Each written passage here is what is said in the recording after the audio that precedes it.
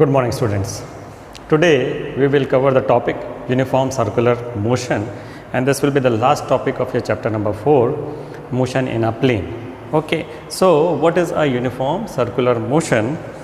Let us define it first and then we will understand what actually it means.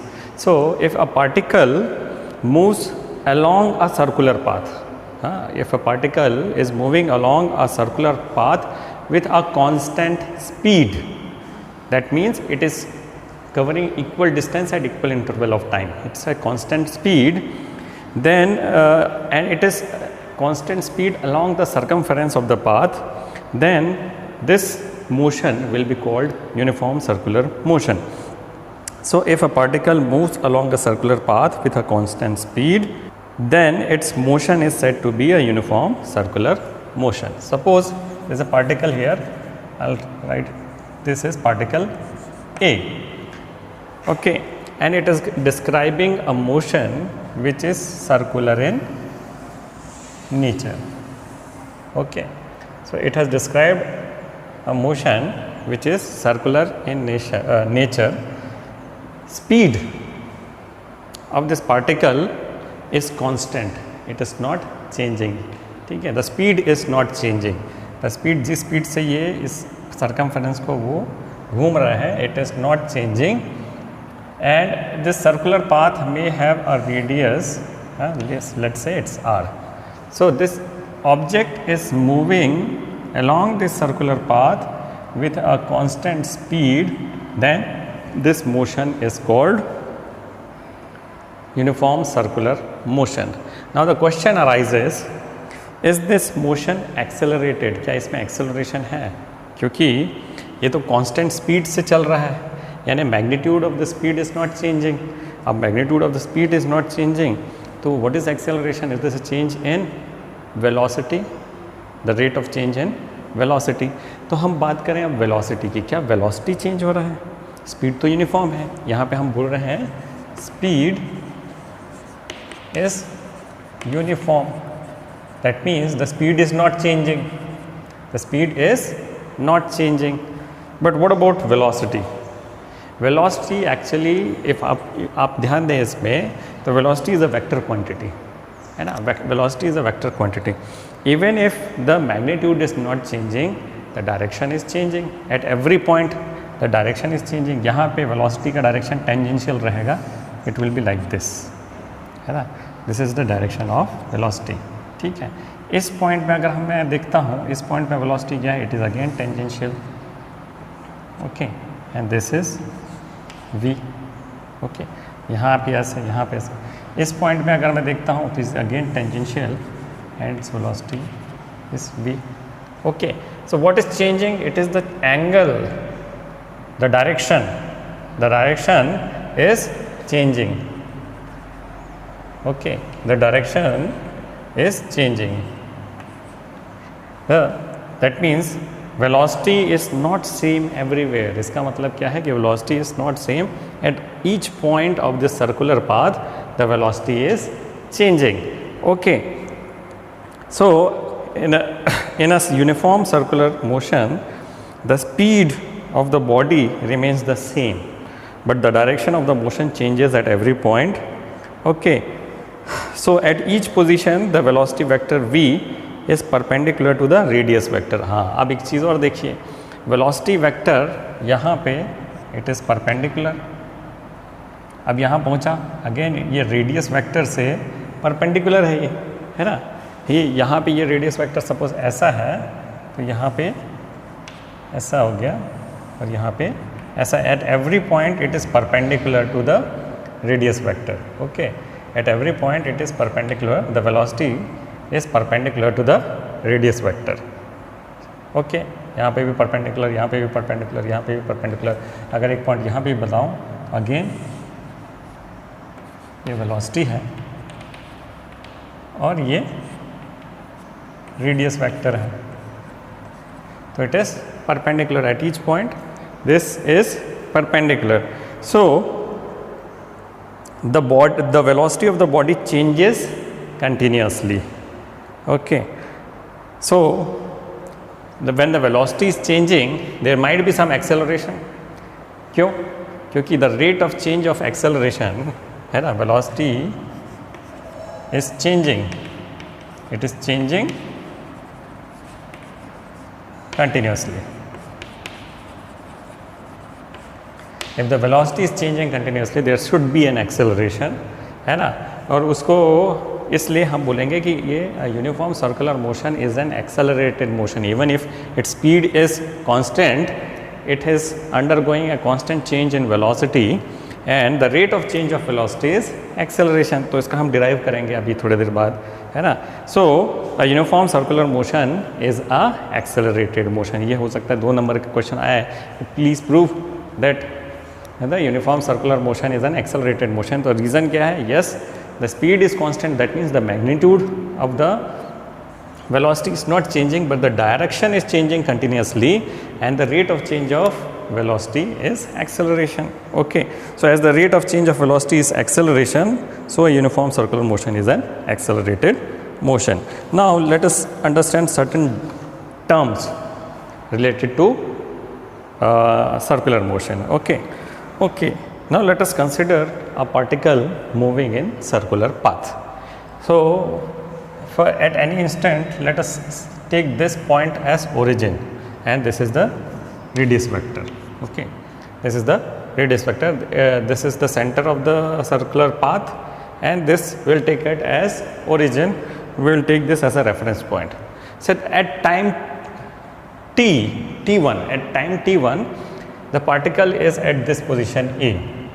So this at this position A, this radius vector is making an angle theta 1.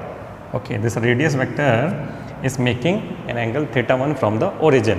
यानी ये origin है अगर, तो इससे at time t1 it is making an angle theta 1. Okay. अब after a time, some time, t1 के बाद में और कुछ समय बीता और t2 टाइम पे, suppose at t2 time the particle is at B. At time t2 the particle is at B. So let us इसका पोजीशन वेक्टर ड्रॉ कर देते हैं. This is the position vector. Okay, now this position vector OB is making an angle. Suppose I will write it down here. It is making an angle theta 2. Okay, it is making an angle theta 2 from the origin. Okay, at time t2. Now अगर मैं linear displacement की बात करूं, तो linear displacement क्या होगा? Initial point से लेके फाइनल पॉइंट तक एक अगर मैं वेक्टर ड्रॉ कर देता हूं, तो ये हो जाएगा इसका लीनियर डिस्प्लेसमेंट. इस पॉइंट, इस ऑब्जेक्ट का from point A to point B एक लीनियर डिस्प्लेसमेंट हो गया. यहाँ से एक डायरेक्ट लाइन मैंने खींच दिया, एक रेडियस एक वेक्टर डिस्प्लेसमेंट वेक्टर खींच दिया, तो ये उसका लीनियर डिस्प्लेसमेंट हो जाएगा. लेकिन अगर मुझे if I want angular displacement, यानी एंगल में कितना चेंज हुआ, है ना, तो उसको क्या बोलेंगे? Angular displacement. So what is, let us define angular displacement. Angular displacement is the area, है ना, it is the angle swept by the radius vector. Angular displacement क्या है?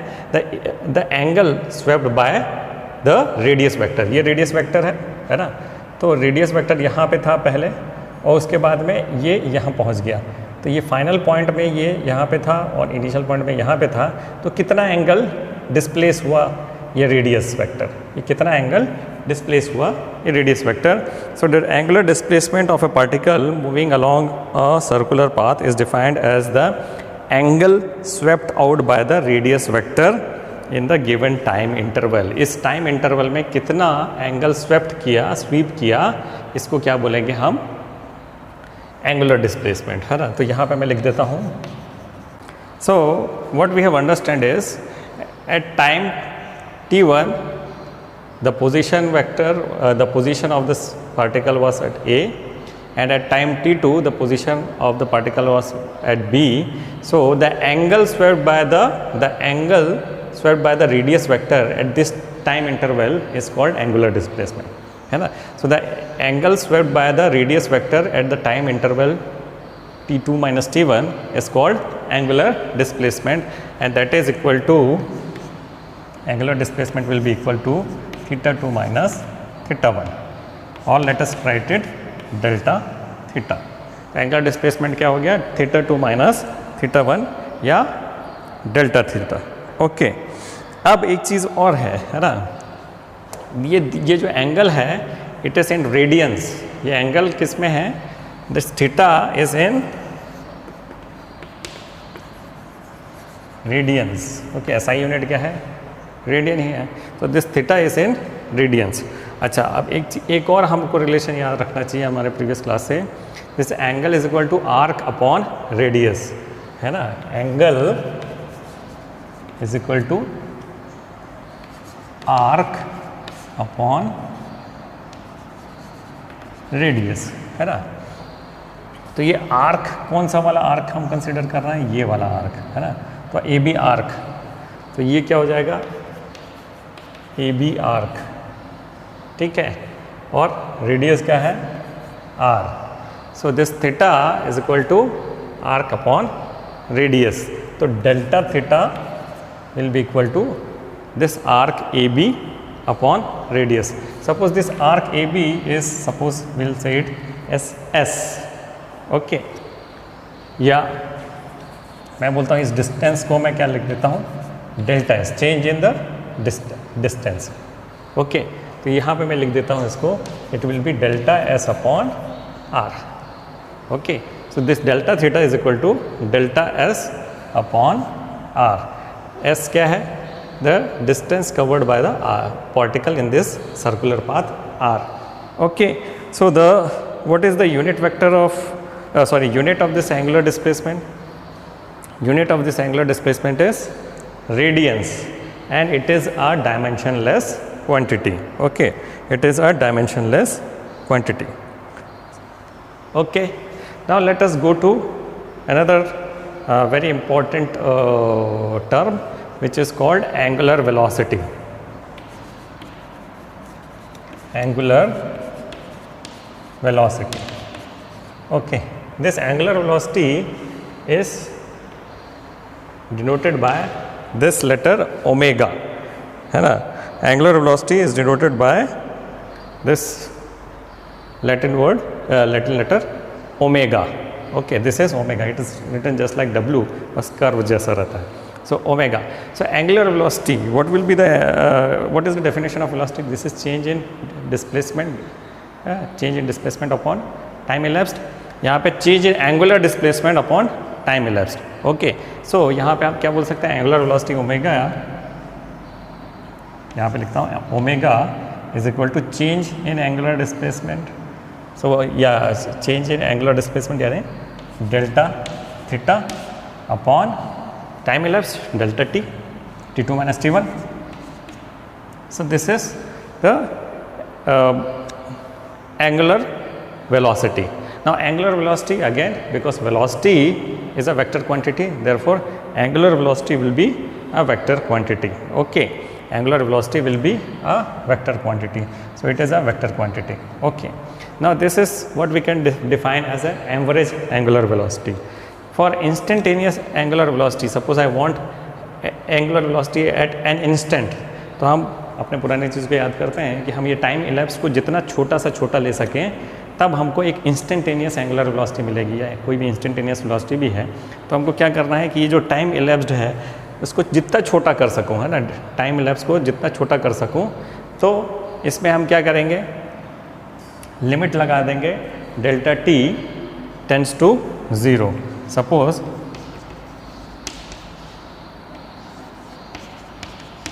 limit delta t tends to 0 delta theta upon delta t, और इसी को हम क्या बोलते हैं, derivative of angle with respect to time, derivative of angle. तो इसको मैं क्या लिख सकता हूँ, D theta upon D T. Okay, so omega is equal to d theta upon dt. Okay, so let me recapitulate. Angular velocity is the rate of change of angular displacement. Angular velocity is the rate of change of angular displacement.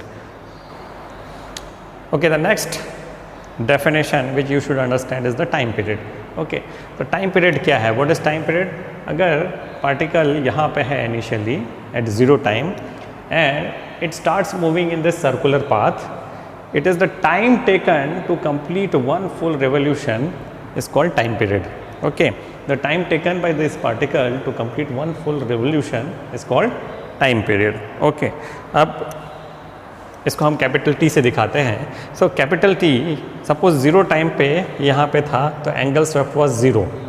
एक complete particle के revolution में कितना angle SVEEP किया, ये radian में है ना, तो ये it will sweep 2 pi radians है ना. पाई रेडियंस इज 180 डिग्री, तो 2 पाई रेडियंस इज 360 डिग्री. तो ये टोटल कितना डिस्टेंस कवर किया, यानी एंगल स्वीप किया 2 pi radiance. Okay, 2 pi radiance.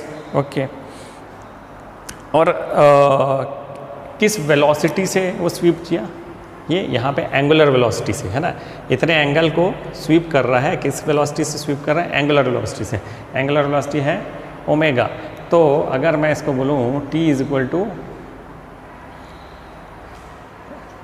जैसे कि speed is equal to distance upon time, तो time is equal to distance upon speed है ना.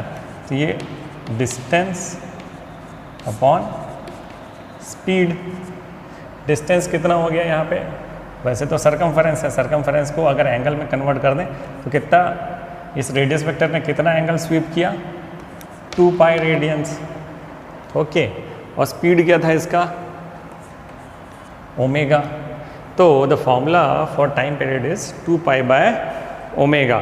The formula for the time period is 2 pi by omega. t is equal to 2 pi by omega. Okay, 2 pi by omega.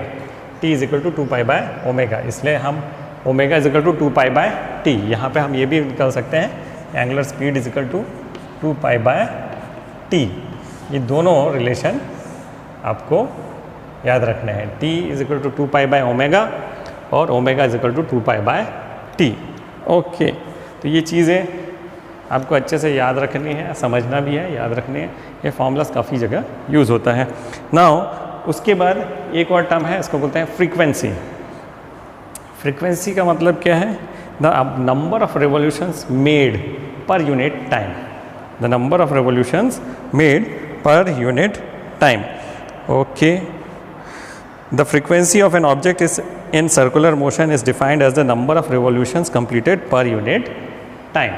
Okay, यानी कि अगर मैं unit time बोलता हूँ, अगर 1 second है तो इस 1 सेकेंड में उसने कितने रिवोल्यूशंस कंप्लीट किए है ना. अगर 2 रिवोल्यूशन कंप्लीट किया तो उसकी फ्रीक्वेंसी हो गई 2. अगर 4 रिवोल्यूशन कंप्लीट किया तो उसकी फ्रीक्वेंसी हो गई 4. अगर 1 सेकेंड में सिर्फ क्वार्टर ही कर पाया तो इसकी फ्रीक्वेंसी क्या हो जाएगी, 0.25 है ना. यहाँ से यहाँ तक ही पहुँच गया तो फ्रीक्वेंसी क्या हो जाएगी, 0.25 1 सेकेंड में. 1 सेकेंड में यहाँ से लेके यहाँ पहुँच गया तो इसकी फ्रीक्वेंसी हो जाएगी 0.5. और 1 सेकेंड में अगर 1 रेवोल्यूशन कंप्लीट करता है तो फ्रीक्वेंसी क्या हो जाएगी, 1. ओके, तो फ्रीक्वेंसी को हम दिखाते हैं इस लेटर से, इसको बोलते हैं न्यू. क्या बोलते हैं इसको, न्यू. तो nu actually is equal to 1/t, 1 time period. Nu is equal to 1 time period. और conversely t is equal to 1 nu. Okay, what is nu? Nu is number of revolutions per unit time. So revolution, number of revolution per unit time. So till now what we have covered, angular displacement, angular velocity, time period, frequency. Okay, let us now try to find out the relation between this angular velocity, linear velocity and time period. Okay, so linear velocity, at any instant of time, if the particle is moving in a circular path, its linear velocity will be tangential at that point, है ना. इसको हम क्या दिखाएंगे, denote करते हैं v से. Linear velocity क्या होगा, it will be tangential to that point, है ना. इस सर्कुलर पाथ के टेंजेंशियल रहेगा वो linear velocity. Okay, now let us discuss the relation between the linear velocity and the angular velocity. So what is linear velocity at any instant of time? Suppose the particle is at this point, suppose P, it will have a linear velocity in the direction of motion which is tangential. The linear velocity is tangential to the path of the circular track. Okay. So linear velocity ऐसा tangential है, but omega is always directed, the angular velocity is always directed along the circumference of the path. Okay. Suppose a particle is moving in a circular path at any instant of time t1, it is at this position A. Okay. And after a time, sometimes it will go to, it has swept this angle and it has gone to the position B. Okay. Now this distance covered at that time, we will say it is delta S, and the angle swept is delta theta. So by the relation delta theta, again arc upon radius, arc is delta S and r is the radius. Delta theta is equal to delta S upon r. Okay, this delta theta, this angular displacement is delta S upon r. The angular displacement is delta S upon r. Now this angular displacement per unit time will be the angular velocity. Okay, delta S upon delta T, the angular displacement upon the time elapsed is the angular velocity. Okay, so what we'll do is we'll divide both the sides by delta T.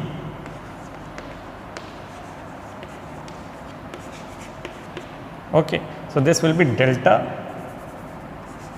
theta upon delta T, and this will be 1 upon r delta S upon delta T. Okay. This delta theta upon delta T, and this is delta S upon delta T. Okay.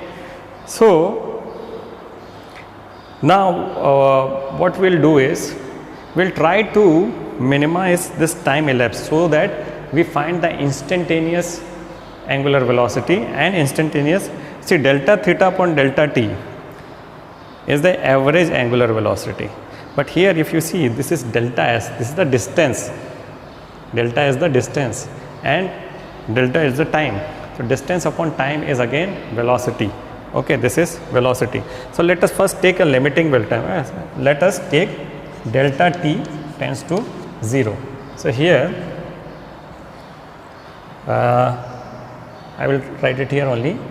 Limit delta T tends to 0, it is delta theta upon delta T is equal to limit delta T tends to 0, it is 1 upon r delta S upon delta T. Okay. So now this limit delta T tends to 0, delta theta upon delta T is d theta upon dt is equal to 1 upon r. R is constant, it is not changing, it will be ds upon dt. d theta upon dt is omega. d theta upon dt is omega. This is omega. So I will write here omega. Okay, d theta upon dt is a change, rate of change of angular displacement is omega, and 1 upon r ds upon dt, and rate of change of displacement is velocity, it is v. Please do not confuse it by nu, it is v. So here we come across this relation v is equal to r omega. V is equal to r omega. That means linear velocity is equal to radius into angular velocity. So this relation you should understand, linear velocity is equal to radius multiplied by angular velocity. Okay, hope this is understood. V is equal to r omega. Okay, now let's move further and let us go to our discussion of angular acceleration and linear acceleration. Now, angular acceleration is the rate of change of angular velocity. So, if I put it very simply, angular acceleration is given by, it is denoted by alpha. It is denoted by alpha, it's a vector quantity. Okay. So, angular acceleration alpha is the rate of change of angular velocity. Angular velocity is given by omega. So, it will be alpha is equal to delta omega upon delta t, and instantaneous acceleration, angular acceleration will be d omega by dt, taking a limiting value of delta t, d omega by dt. So, instantaneous, if I write instantaneous, it will be again alpha is equal to limit delta t tends to 0 delta omega upon delta t, and simply put it is d omega by dt, instantaneous. Okay, this is alpha. Okay, so simply put this is angular acceleration. Now, what is the unit of angular acceleration? It is being measured in radians per second square, radians per second square. It will be radian per second square. Okay, angular velocity, it was radian per second, angular velocity is radian per second. Okay.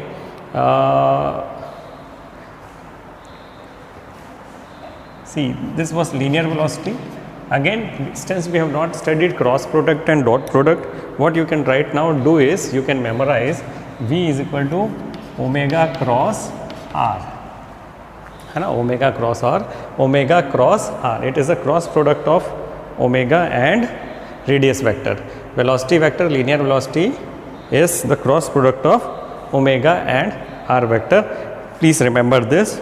So, similarly, we have to find relation between linear acceleration and the angular acceleration. So, this angular acceleration, again the angular acceleration is measured in radians per second square, and its dimension, it has got a dimension m0 l0 t minus 2, m0 l0 t minus 2. Now, since we have started this V, let me put it in a scalar form. V is equal to r omega. Okay, this V is equal to r omega. Now, let us differentiate both the sides with respect to t. Let us differentiate both sides with respect to t. So, let me put it as dv by dt. Okay, we are finding the instantaneous acceleration.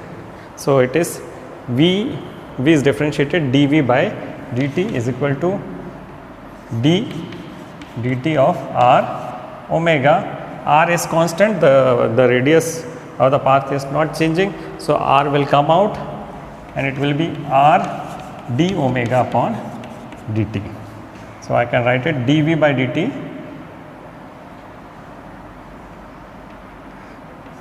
dv by dt is equal to r d omega by dt. Okay.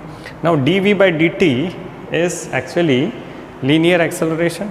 So, I can write it here a into r d omega by dt. Okay, r is equal to d omega by dt. d omega by dt, r is equal to d omega by dt. So, what is that? It is the angular acceleration. So, I can write here alpha.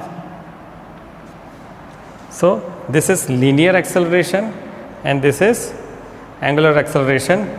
So, again I can write linear acceleration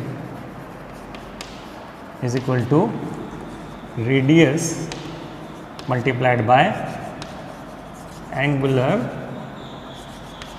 acceleration.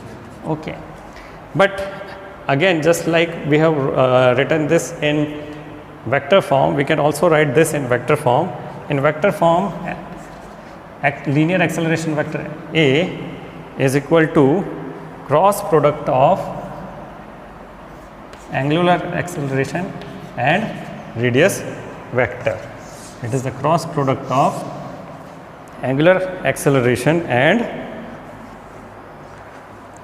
radius vector. Okay, it is the cross product of angular acceleration and radius vector. Linear velocity is the cross product of angular velocity and radius vector. So this is one relation and this is a second relation. Okay, let us move forward.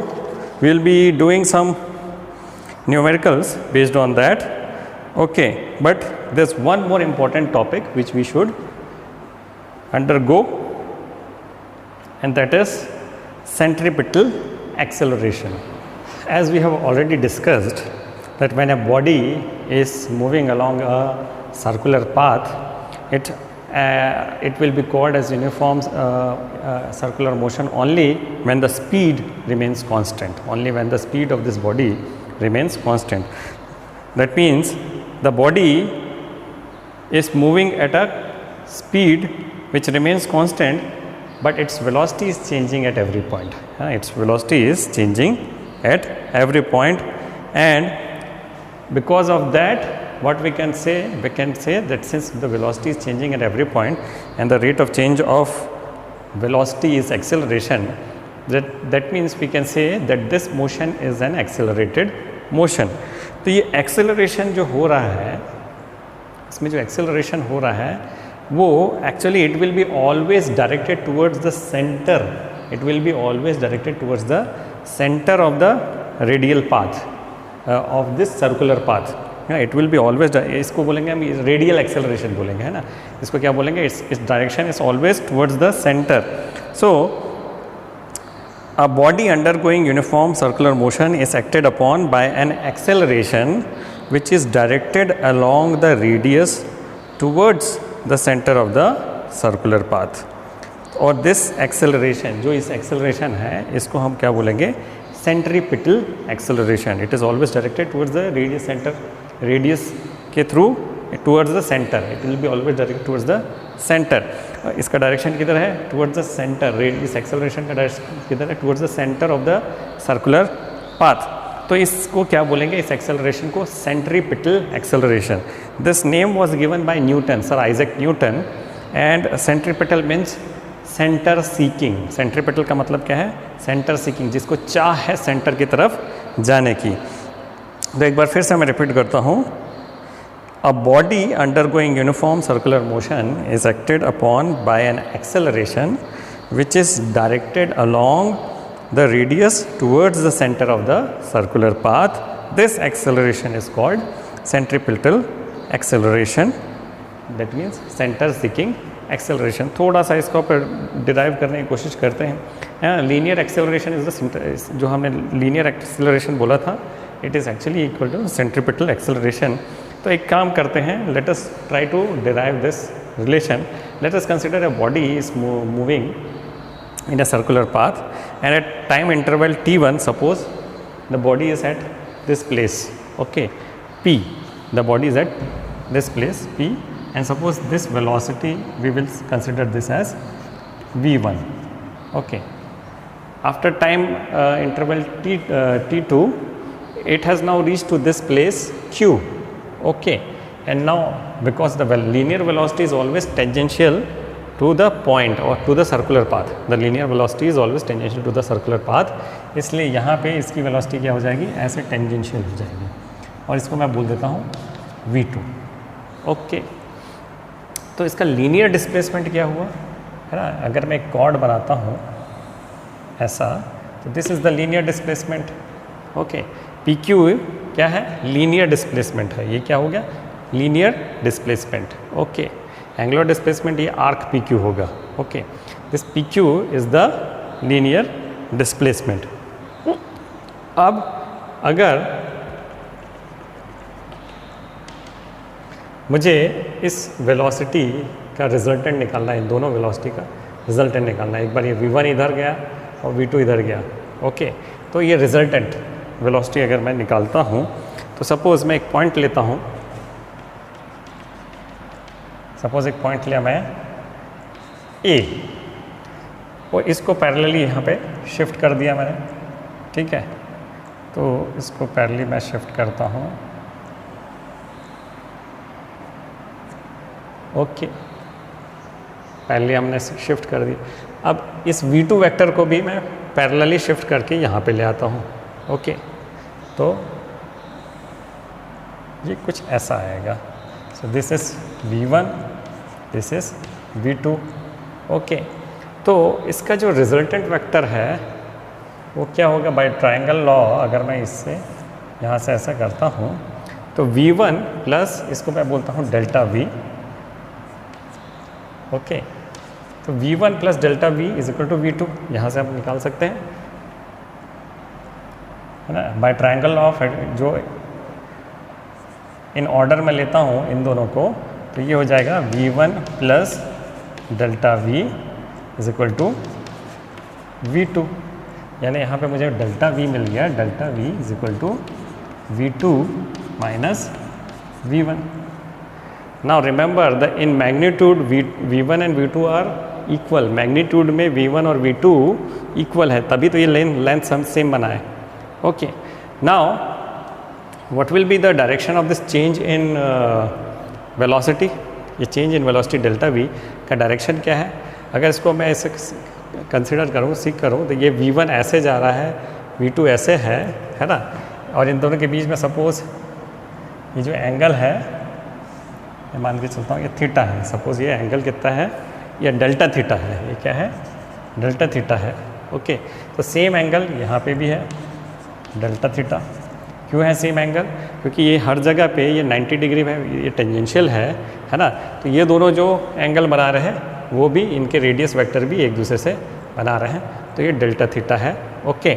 तो अगर मैं इसको देखता हूँ, delta v का direction क्या है, it is towards the radius, towards the centre.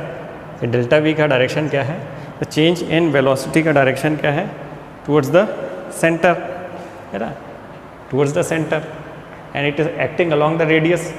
ये क्या कर रहा है, it is acting along the radius.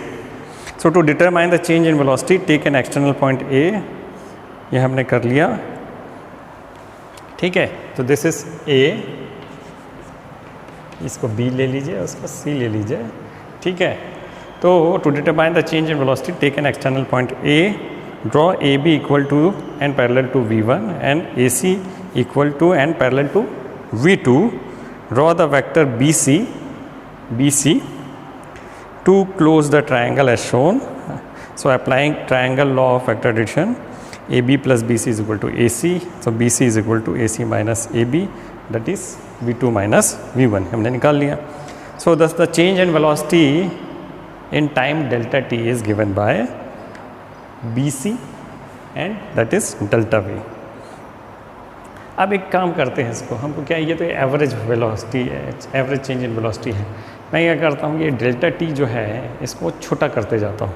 अगर मैं इसको छोटा करते जाऊँगा तो ये जो साइज़ है ये छोटा होते जाएगा,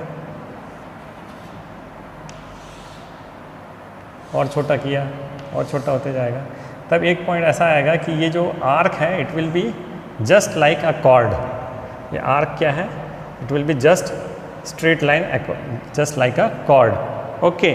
तो ऐसे में ये क्या बन जाएगा, एक ट्रायंगल बन जाएगा, it will become a triangle, okay.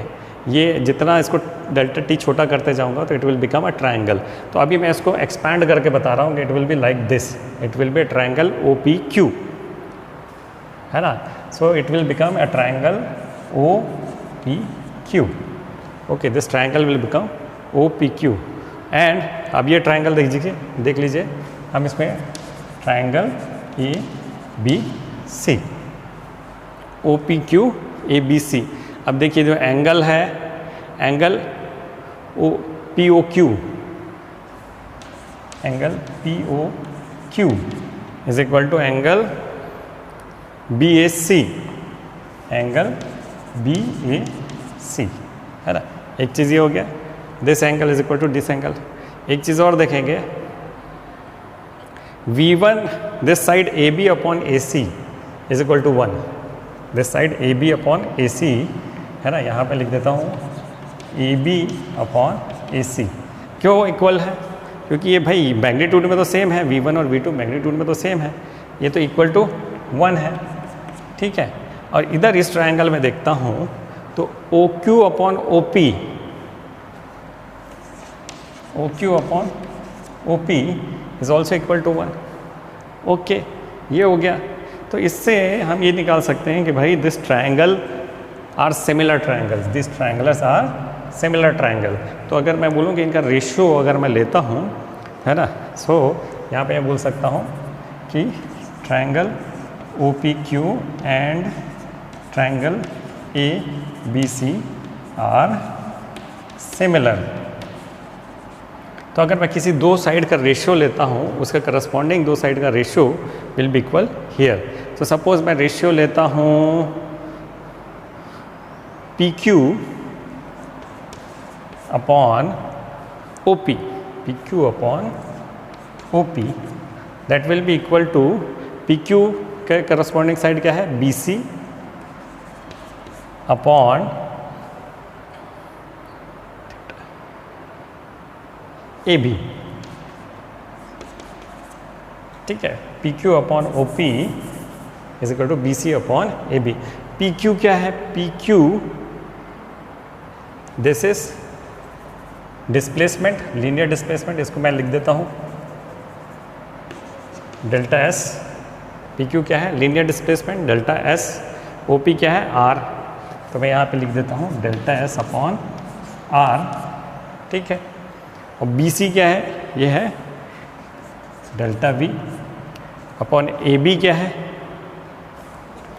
We है, ठीक है। तो delta S upon R is equal to delta V upon V. Okay, अब मैं क्या करता हूँ, एक काम करता हूँ, वी को इस साइड ले जाता हूँ और वी को इधर मल्टीप्लाई कर देता हूँ। So from this equation let us find delta V. Delta V is equal to V multiplied by delta S upon R, ठीक है। V multiplied by delta S upon R. अब एक क्या करते हैं, दोनों साइड को डेल्टा टी से डिवाइड कर देते हैं, दोनों साइड को डेल्टा टी से डिवाइड कर देते हैं। So divide by delta T, तो ये हो गया delta V upon delta T is equal to V upon R delta S upon delta T. अब लिमिट ले लेते हैं, limit delta T tends to 0। इसमें लिमिट दोनों साइड में लगा देते हैं, तो limit delta T tends to 0 delta V upon delta T is equal to V upon R limit delta T tends to 0 delta S upon delta T, है ना। जब लिमिट ले लिया तो ये क्या हो गया, D V by D T, D V by D T is equal to V upon R, ये हो गया D S upon D T, ठीक है। तो D V upon D T is actually acceleration, this is acceleration is equal to v upon r, ds upon dt is actually instantaneous velocity। ये instantaneous acceleration हो गया, instantaneous velocity हो गई। Okay, तो what is the relation now? a is equal to v upon r into v, यानी कि a is equal to v square upon r। Centripetal acceleration is equal to linear velocity का square divided by radius, a is equal to V square upon R. Now this can be also converted into, this relation can be also done with respect to omega, यानी omega के लिए क्या करेंगे, जैसे v is equal to R omega होता है, ठीक है। v is equal to R omega होता है,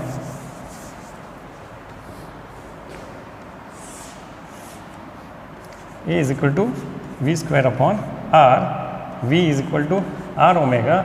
यहाँ पे मैं अगर रखता हूँ a is equal to R square omega square upon R, R R cancel, तो ये हो जाएगा a is equal to omega square R, a is equal to omega square r, and this is the relation between the centripetal acceleration and the angular velocity. This is the relation between centripetal acceleration and linear velocity. तो इससे related बहुत सारे numericals आते हैं. Let us try to solve some of the numericals. There's one small topic which I think is quite necessary for you to understand. See, up till now we have discussed about the motion, circular motion when the speed was constant. Okay. Now there are certain examples where the speed actually is not constant and it is variable. So what will be happening when the body undergoes a change in its speed? Okay, it's a variable speed. So circular motion with variable speed, so there is a point, suppose there is a circular path and the object is moving along this circular path, and what happens is during this course of path its velocity is changed, its speed, the constant speed has changed. So this particle will actually experience two types of acceleration.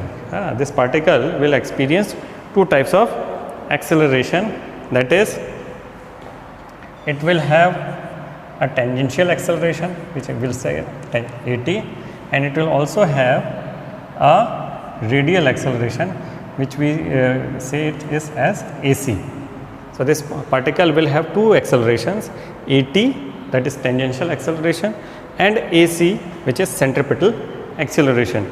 So as the speed of the particle changes, so the acceleration has a tangential component, and now this AT actually tangential is given by dv by dt, change in velocity upon per unit time, and that is given by, which we have already seen, radius into angular acceleration, radius into alpha, r into alpha. This tangential acceleration is r into alpha. Now the direction of the motion changes continuously. So the acceleration has a radial component which is this AC, and this AC actually is given by v square upon r. So AT is tangential is r alpha, that is radius into angular acceleration, and centripetal acceleration is given by v square upon r. Okay. Now once we find this, the resultant will be, since both are acting in perpendicular direction, AC and AT are moving in a perpendicular direction, the resultant acceleration A will be given by under root AT square plus AC square. Okay. So this you should understand. When the speed is changing, when the speed of the object is changing, it will undergo two types of acceleration, one which is tangential acceleration and the second which is centripetal acceleration.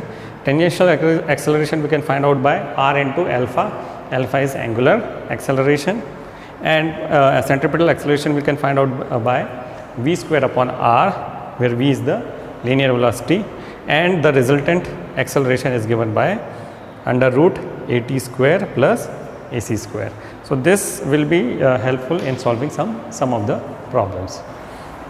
Now let us do this problem, example 4.10 from your book. An insect trapped in a circular groove of radius 12 centimeter moves along the groove steadily and completes 7 revolutions in 100 seconds. So first part is what is the angular speed and the linear speed of the motion, and second, is the acceleration vector a constant vector and what is its magnitude. Okay. Now what is given is that there is an insect which is trapped in a circular groove. So suppose there is a circular groove, inside that there is an insect. Now it is making a constant, it is moving along this groove with a constant speed. Okay. And what is the radius of this groove? R is 12 centimeter. So let us R is equal to 12 centimeter. Okay. What else is given? It has completed several revolutions in 100 seconds. 7 revolutions in 100 seconds. So how much time it has taken to complete one revolution? How much time it has taken to complete one revolution? That will be the time period. T will be total time, 100 divided by number of revolutions, 7. So this is the time period. Unit is seconds. So what we have, R is equal to 12 centimeter, T is equal to 100 by 7 seconds. Okay. Now the question asked is, what is the angular speed? Angular speed or angular velocity, what we will say, angular speed, that is omega. Okay. So omega is equal to 2 pi by T. Omega is equal to 2 pi by T is equal to 2 into 22 upon 7 into T, by T. So divided by 7. So 7 upon 100. Okay. 7 cancel. That is 44 upon 100. That is 0.44 radians. So what is omega? 0.44 radians. Okay. Now the next part of the question asks, what is the linear speed? So linear speed V is equal to R omega, that is equal to R is 12 centimeter and omega is 0.44 radian per second. So 12 centimeter into 0.44 radian per second. Okay. So this will be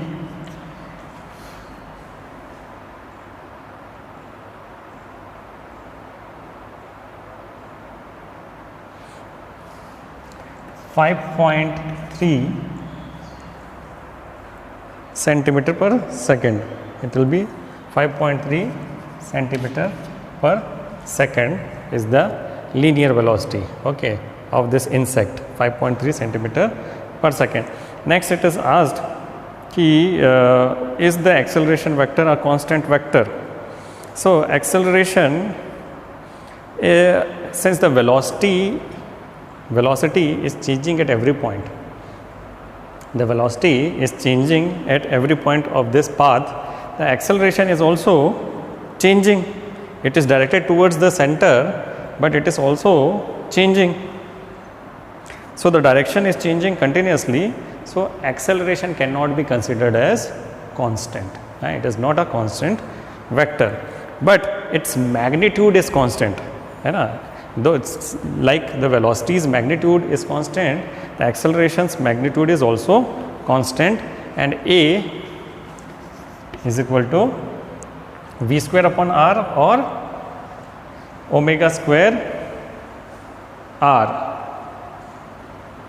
V square upon R or omega square into R, omega 0.44 square into 12.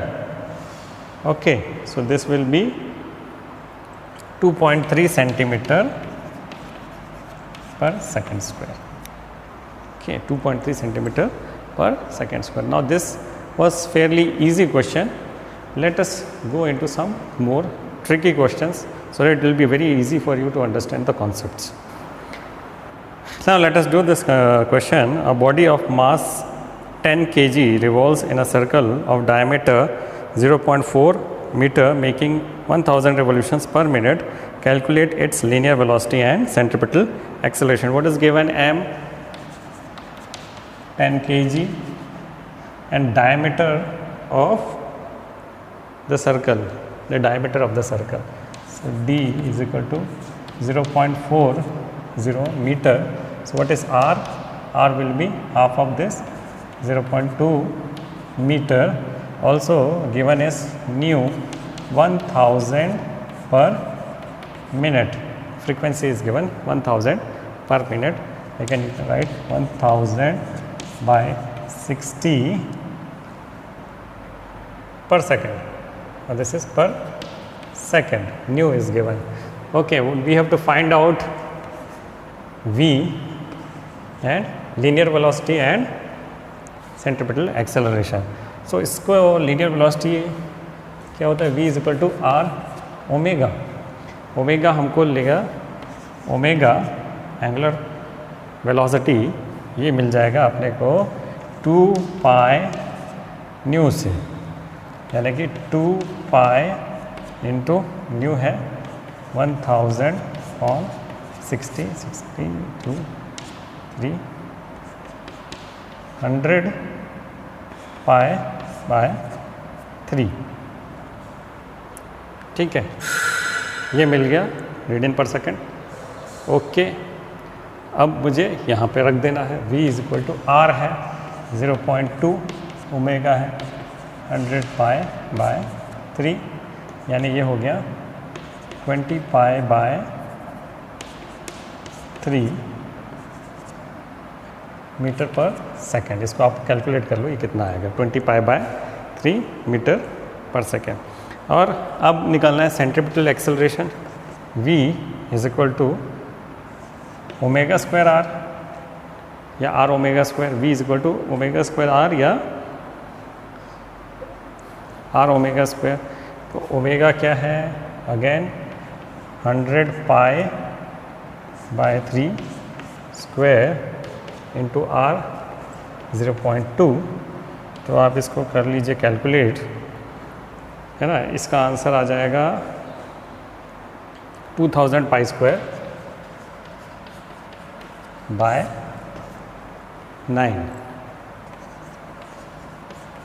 ठीक है, calculation part you should do it very carefully, जो भी value आए. And this is it. Okay, now let's go to some more questions. Now let us take this simple question. A circular wheel of 0.5 meter radius is moving with a speed of 10 meters per second. Find the angular speed. Okay, you must be very clear actually what is given in the question. Okay, so question will not explicitly say कि ये भैया ये linear velocity है, ये angular velocity है. It will give some values और values से आपको find out करना कि क्या दिया हुआ है. Okay, so the circular wheel of radius 0.5 meter is moving with a speed. It is moving, this wheel is moving with a speed of 10 meters per second.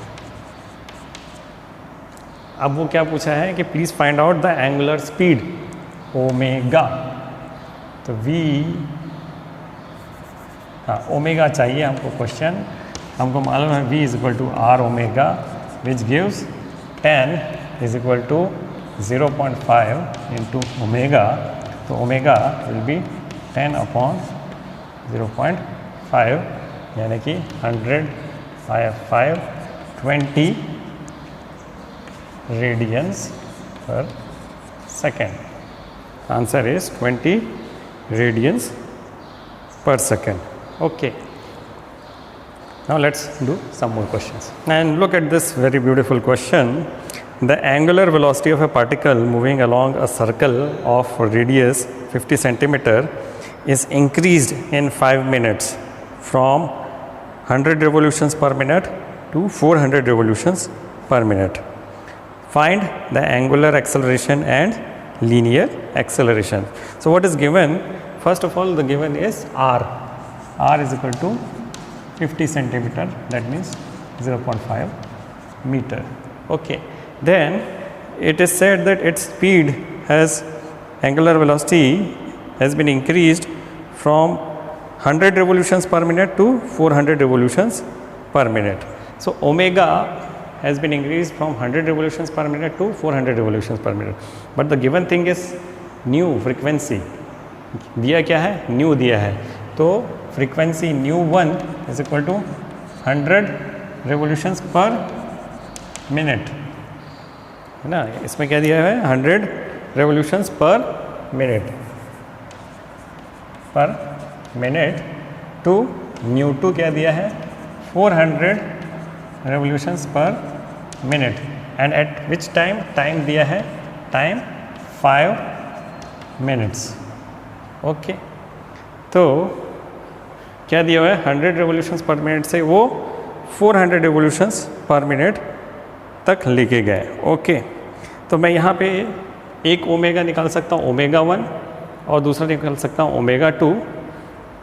और change in omega, change in angular velocity and divided by the time, तो मुझे मिल जाएगा angular acceleration. तो उसमें पूछा क्या है? पहला एंगुलर एक्सेलरेशन ही पूछा है. तो ओमेगा 1 क्या होगा?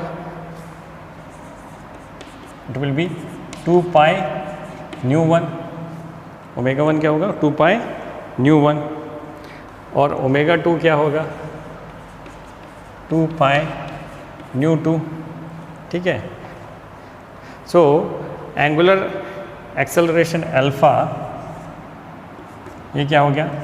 Omega 2 minus omega 1 upon total time, है ना.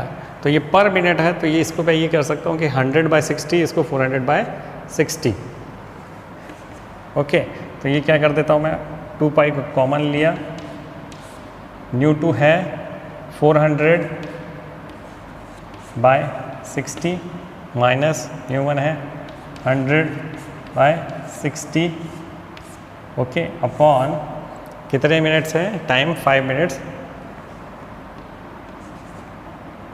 5 × 60. तो इसको सॉल्व कर लेते हैं. तो ये 400 माइनस 100, ये हो गया 100. 2 पाई इंटू 300 अपॉन 60 इंटू 5 के 300. तो ये हो गया, ये कट गया, ये कट गया, 2 कट गया. π/30 इज द अल्फा. π/30 क्या है? अल्फा है. अल्फा यानी angular acceleration π/30 radians per second square. Alpha निकल गया, π/30 radians per second square. Second part क्या बोलता है इसमें? Linear acceleration. ओके, यानी मुझे ए निकालना है. ए, है ना. हमने अभी क्या क्या पढ़ा था थोड़ी देर पहले? Linear acceleration is equal to angular acceleration multiplied by radius. Angular acceleration alpha multiplied by radius, यानी कि π/30 इंटू रेडियस है 0.5, है ना, मीटर पर सेकेंड स्क्वायर. तो 5/300 टू π/300, यानी हो गया ये 5/60 metre per second square. Okay, now let's go to another question. Now this is a question from your book, NCERT book. A stone tied to the end of a string 80 cm long is whirled in a horizontal circle with a constant speed. If the stone makes 14 revolutions in 25 seconds, what is the magnitude and direction of the acceleration of the stone? Okay, what is given? R. R is equal to 80 centimeter. Also, it is said that the speed is constant, यानी speed constant है. तो it is the case of this uniform circular motion. इसमें ये दिया है कि 14 revolutions in 25 seconds. 14 revolutions in 25 seconds. So how many revolutions in 1 second? वो हो जाएगा फ्रीक्वेंसी न्यू, ये हो जाएगा 14/25 राउंड्स पर सेकेंड, रिवोल्यूशंस पर सेकेंड, रेव पर सेकेंड। Okay, 80 centimetre. हमको निकालना क्या है? निकालना है magnitude and direction of the acceleration of the stone, magnitude and direction of the acceleration of the stone. तो पहले एक काम करते हैं, ओमेगा निकाल लेते हैं। 2 pi nu equal to 2 pi into nu है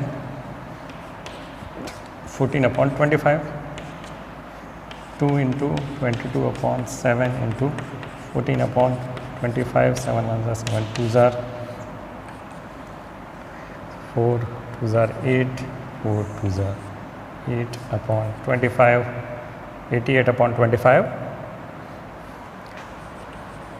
रेडियन पर सेकेंड, 88/25 रेडियन पर सेकेंड। ठीक है, अब निकालना क्या है? बोले एक्सेलरेशन ए या ए सी, मैं क्या बोलूँ इसको? A C is equal to omega square R. A C is omega square. ठीक है, तो ये हो जाएगा, आर है 80 सेंटीमीटर, है ना। तो इसको यूनिट को आप कन्वर्ट भी कर सकते हो, नहीं भी करोगे तो उसका जब आप यूनिट लिख रहे हो आखिरी में, उसको आप लिखेंगे मीटर पर सेकंड स्क्वायर की जगह सेंटीमीटर पर सेकंड स्क्वायर, है ना। तो मैं यहाँ पे नहीं कर रहा हूँ कन्वर्ट, मैं सीधे लिख रहा हूँ 88/25 होल स्क्वायर इंटू 80। ठीक है, and the value will be in centimetre per second square. तो आप इसको कैलकुलेट करके इसकी वैल्यू निकाल लेना। Okay, let us go to the next question.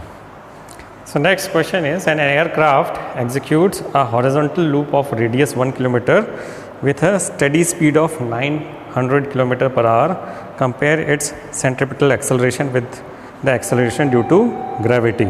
Now there is an aircraft, it is making a horizontal loop, यानी एक aircraft horizontal में एक लूप बना रहा है ना। ये वर्टिकल है, ये वर्टिकल ना लेके वो ऐसे लूप बना रहा है, ऐसे घूम रहा है एयरक्राफ्ट, ऐसा एक लूप मार रहा है ना। तो मैं उसको अगर इसमें ड्रॉ करता हूँ तो ये एयरक्राफ्ट क्या कर रहा है? ऐसे चल रहा है, एक हॉरिजॉन्टल लूप बना रहा है। ओके, जिसका रेडियस कितना दिया हुआ है? 1 kilometre, 1 kilometre, and its velocity v is 900 kilometre per R दिया है ना। रेडियस 1 किलोमीटर दिया है और वेलोसिटी 900 किलोमीटर पर आर दिया है। The question asked is compare its centripetal acceleration A C with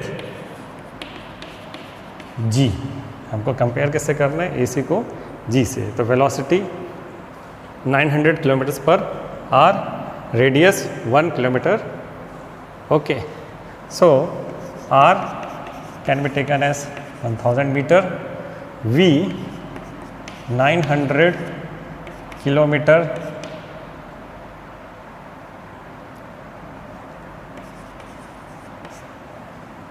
upon 3600। Okay, तो आप इसको सॉल्व करेंगे तो मुझे मीटर पर सेकंड में इसकी वेलोसिटी मिल जाएगी। ओके, इसको सॉल्व करेंगे तो इसकी वैल्यू आएगी 250 metres per second, 250 metres per second. Now centripetal acceleration A C is equal to v square upon R. Okay, R 1000 metre, v 250 metres per second, यानी 250 whole square on 1000, ये हो जाएगा metre per second square. Okay, तो ये हो जाएगा, इसकी value आ जाएगी 62.5 metre per second square. Now if I have to compare it with acceleration due to gravity, acceleration due to gravity g is 9.8 metre per second square, है ना। तो मैं AC upon G is equal to 62.5 upon 9.8 करता हूँ तो ये आएगा, इसकी वैल्यू आएगी 6.38। ओके, मीटर पर सेकंड दोनों कट गया, तो AC is equal to 6.38 G। Okay, so centripetal acceleration is 6.38 times the acceleration due to gravity.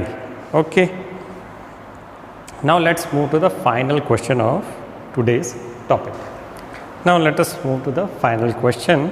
A cyclist is riding with a speed of 27 km per hour.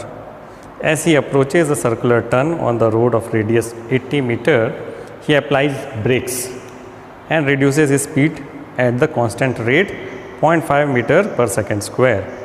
What is the magnitude and direction of the net acceleration of the cyclist on the circular turn?